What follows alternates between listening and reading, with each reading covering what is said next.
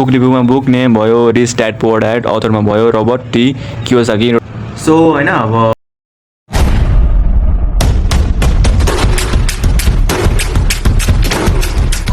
Welcome to my new blog.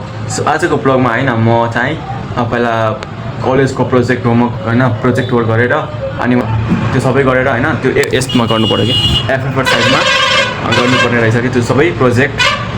So guys अब सबै गरेर होइन अनि ल गाइज अब जाउँ गर्न है।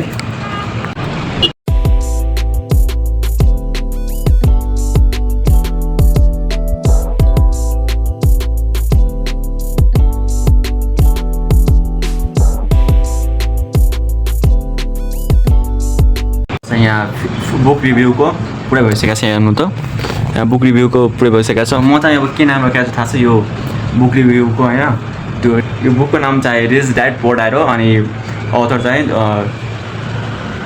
रबर्ट टी कियोसाकी यसको चाहिँ अथर होइन। अनि इन्ट्रोडक्सनमा चाहिँ म के दिएछु थाहा छ, rich dad poor dad is a famous person finance book written by Robert T Kiyosaki.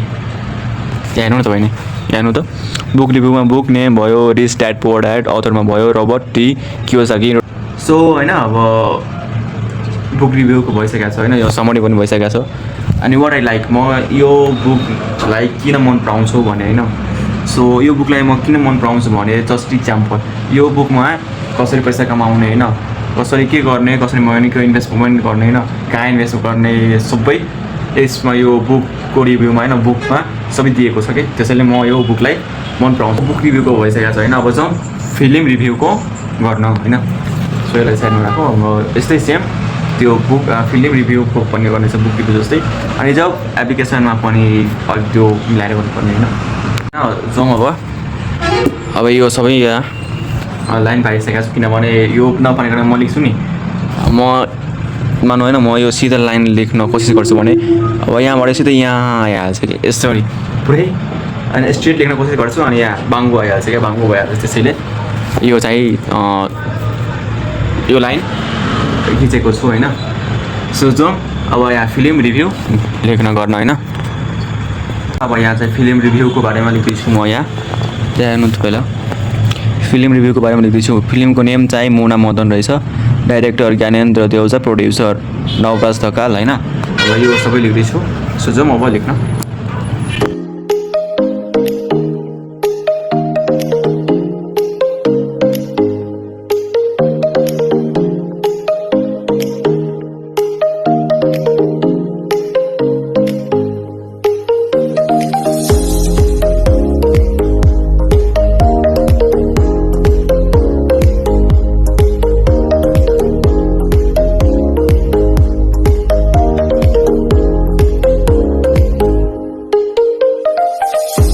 Finally होइन अब यो फिल्म रिभ्यूको पनि सकिसकेको छ।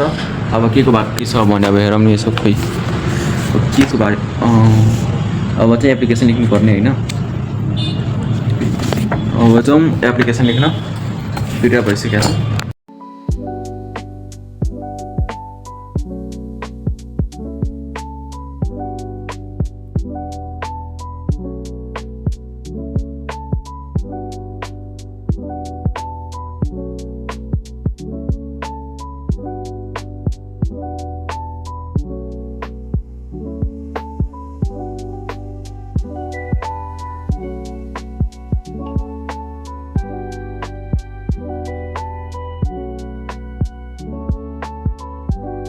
सबै म सकिसकेको छ होइन। अब जाउँ तल हलुवा आएको छ क्या, हलुवा गाजरको हलुवा खान जाउँ है। यहाँ अब पसला आएको छ कसरी जाउँ यहाँ त पुरै पसला आएको छ बिस्तारै जानुपर्ने होइन।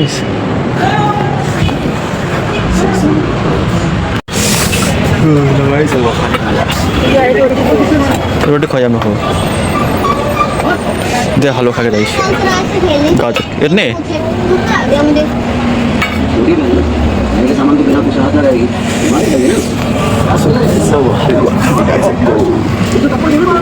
अगर किसी गाड़ी को छोएगी तो खाएगी ना। और वैसे हिम्मत कैसे इसकी गाड़ी को छूने की। सो गाइस अब यहाँ हेर्नु त